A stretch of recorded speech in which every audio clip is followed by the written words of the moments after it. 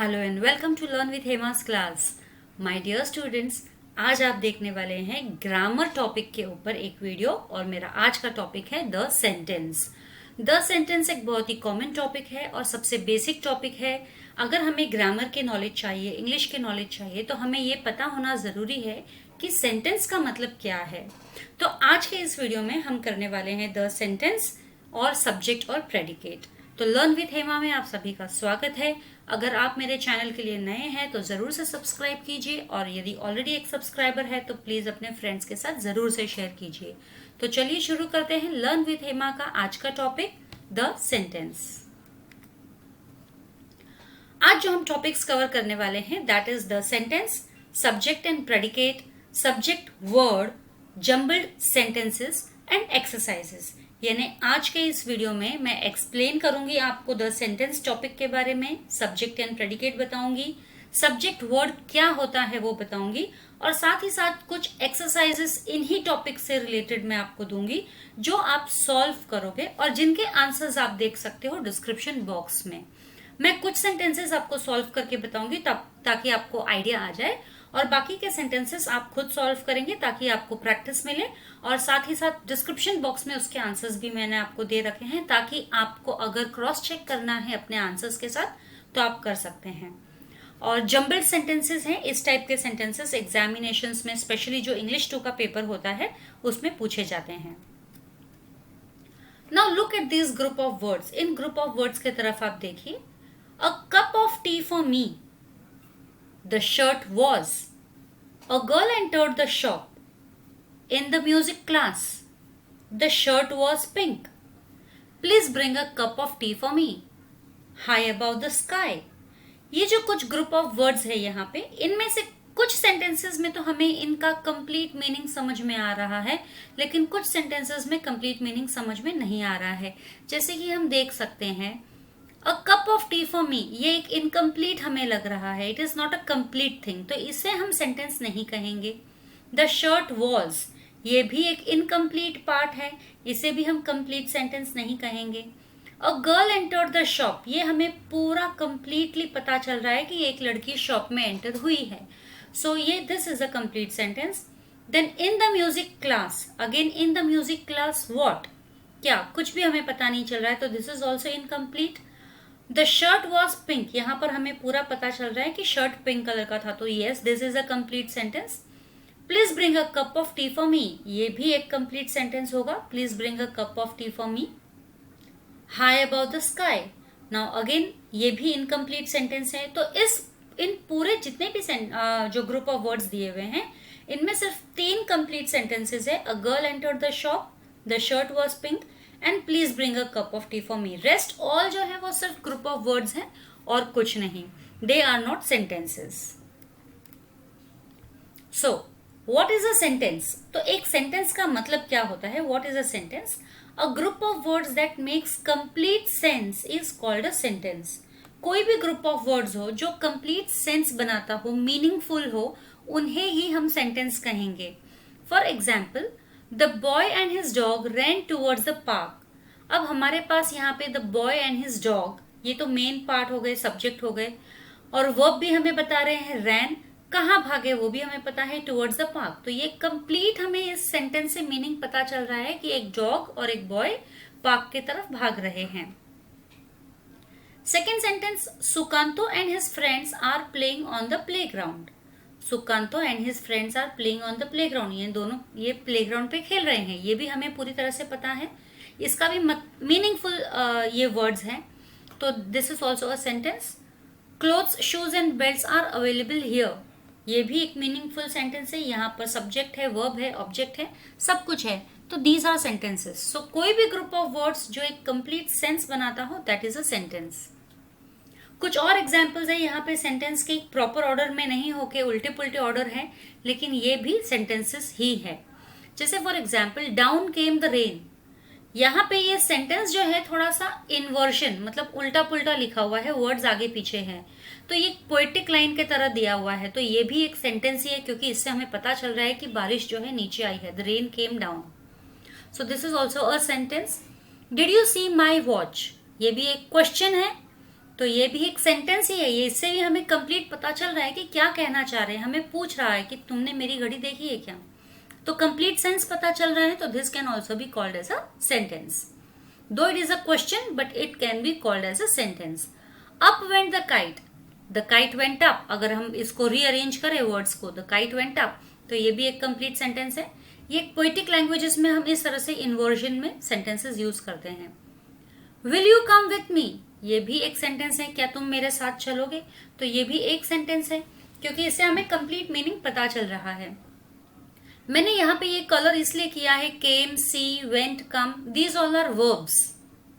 और ये जो द रेन, ये मैंने बोल्ड में किए हैं, the rain, you, the kite, you, these all are subjects. तो what is a subject and a predicate? अगर आपको एक सेंटेंस दिया गया है तो उसमें आप सब्जेक्ट और प्रेडिकेट पता कर सकते हो, what is a subject and what is a predicate. Subject and predicate of a sentence, तो इस स्लाइड में हम देखेंगे subject and predicate of a sentence. अब सब्जेक्ट क्या होता है? सब्जेक्ट वो होता है जिसमें जिसके बारे में सेंटेंस में कहा जाता है, उसे हम सब्जेक्ट कहते हैं। For example, the boy and his dog ran towards the park. अब यहाँ पे बताया जा रहा है the boy and his dog के बारे में कि वो क्या कर रहे हैं। रैन हमारा वर्ब हो गया, वर्ब से हमारा प्रेडिकेट शुरू हो जाता है, तो प्रेडिकेट है हमारा वर्ब प्लस ऑब्जेक्ट। तो वर्ब है हमारा रैन, टुवर्ड्स द पार्क हो जाता है हमारा ऑब्जेक्ट, और अगर वर्ब और ऑब्जेक्ट को हम मिलाएं तो वो हमारा हो जाता है predicate. Sukanto and his friends are playing on the playground, तो हम किसके बारे में बात कर रहे हैं? सुकांतो और उसके फ्रेंड्स के बारे में, तो वो हमारे सब्जेक्ट हो गए हैं। आर हमारा वर्ब है, हेल्पिंग वर्ब है, इसीलिए आर से हमारा प्रेडिकेट शुरू हो गया है। Clothes, shoes and belts are available here. Again किसके बारे में हम बात कर रहे हैं? क्लोथ, शूज और बेल्ट्स के बारे में, और वर्ब है हमारा आर। तो cloth, shoes and belts verb के पहले जो भी है पूरा ये हमारा सब्जेक्ट हो गया है, एंड आर अवेलेबल हियर ये हमारे प्रेडिकेट हो गए हैं। The family went out for dinner, यहाँ पे हम किसके बारे में बात कर रहे हैं? द फैमिली के बारे में बात कर रहे हैं, तो द फैमिली हमारा हो गया है सब्जेक्ट। वेंट वर्ब है, इसीलिए वर्ब से हमारा प्रेडिकेट शुरू हो जाता है। वेंट आउट फॉर डिनर हमारा हो गया है प्रेडिकेट। अब ये एक्सरसाइज है आपके लिए, identify the subject and the predicate in each of the following sentences. हमें इस एक्सरसाइज को सॉल्व करना है। इसमें से कुछ सेंटेंसेस मैं आपको सॉल्व करके बताऊंगी, बाकी के आपको सॉल्व करके क्रॉस चेक करने होंगे। अगर आपको क्रॉस चेक करना है तो डिस्क्रिप्शन बॉक्स में आप देख सकते हैं आंसर्स के लिए। तो हमारा फर्स्ट सेंटेंस है, the train arrived at the station at 6 PM। तो सबसे पहले हमें देखना है कि हम किसके बारे में बात कर रहे हैं। हम बात कर रहे हैं द ट्रेन के बारे में, और वर्ब है हमारा arrived. Okay, so verb is arrived, from verb starts our predicate, तो arrived at the station at 6 PM हमारा प्रेडिकेट हो जाएगा, और सब्जेक्ट हमारा है द ट्रेन। सेकेंड सेंटेंस में, what a naughty boy you are. अब ये देखिए, what a naughty boy you are, ये एक्सक्लेमेटरी सेंटेंस है।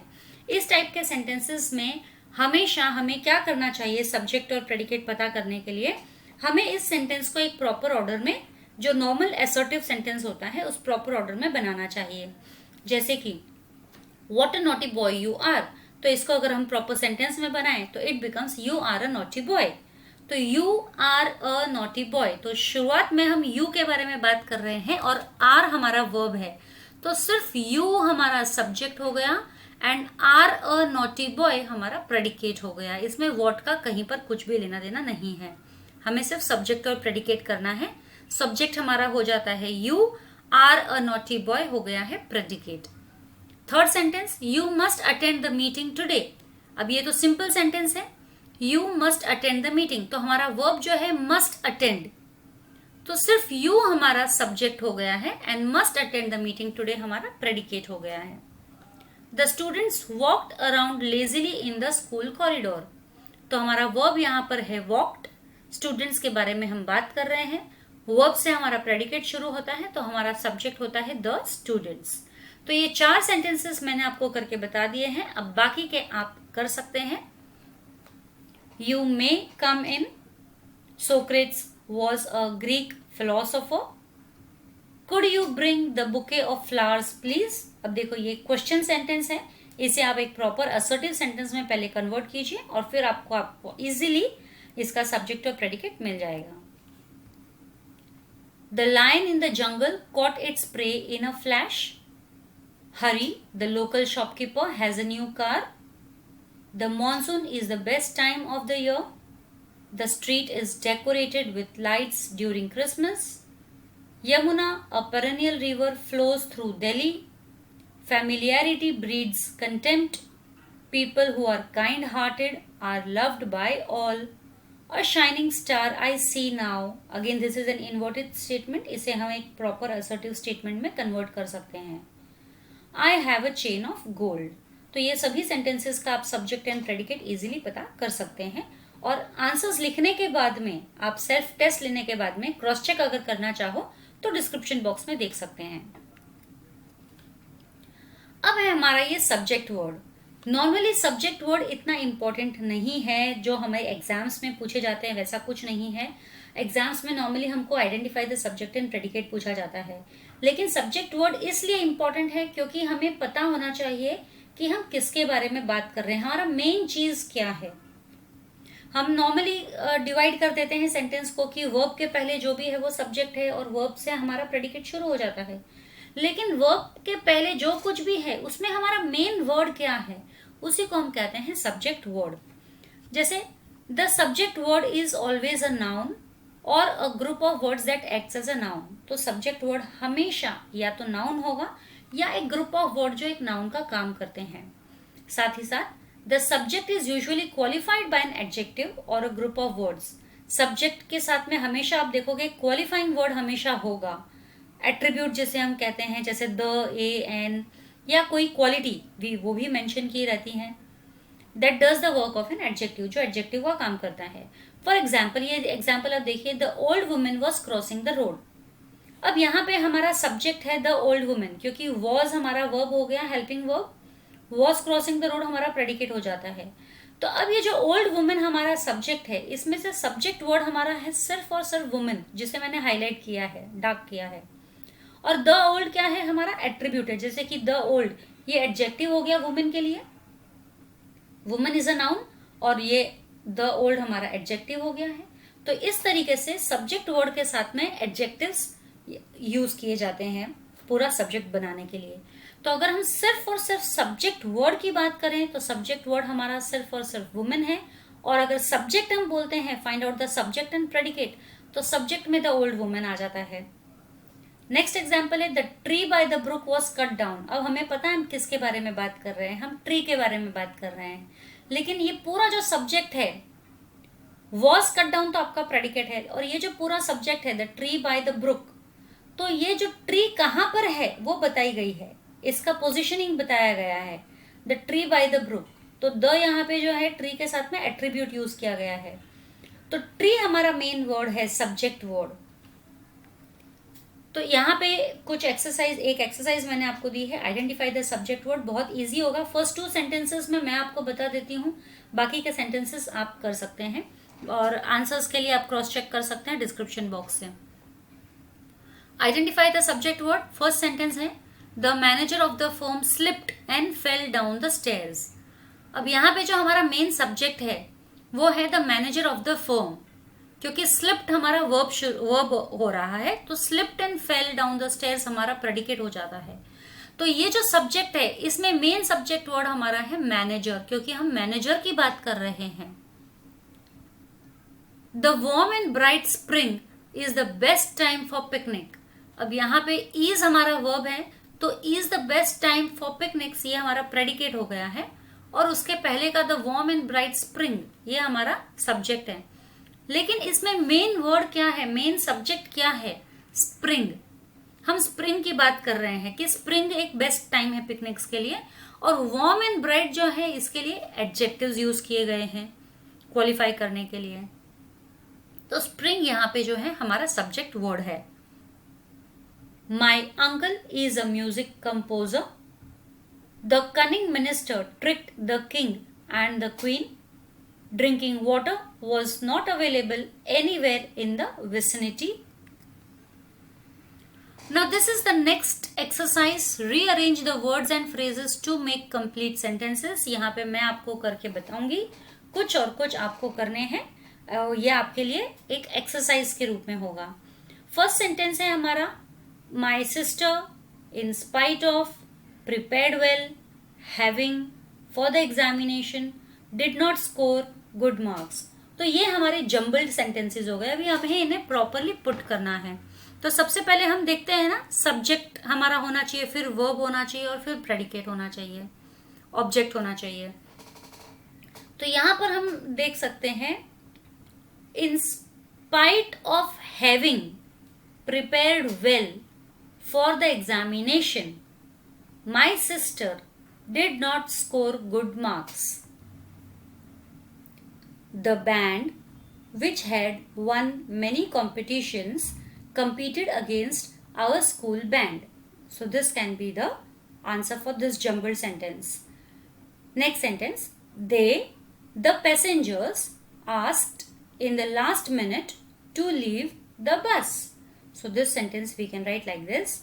They asked the passengers to leave the bus in the last minute. We can write like this. They asked the passengers to leave the bus in the last minute. So this is how we have to rearrange the words, the parts of words, to make a complete sense of a sentence. Now these are a few more example sentences for exercise. You can check them out. The cricket match watched after school yesterday. My sister, a pink shirt, blue jeans, is wearing and a pair of. I dined my parents Saturday last at a Chinese restaurant with.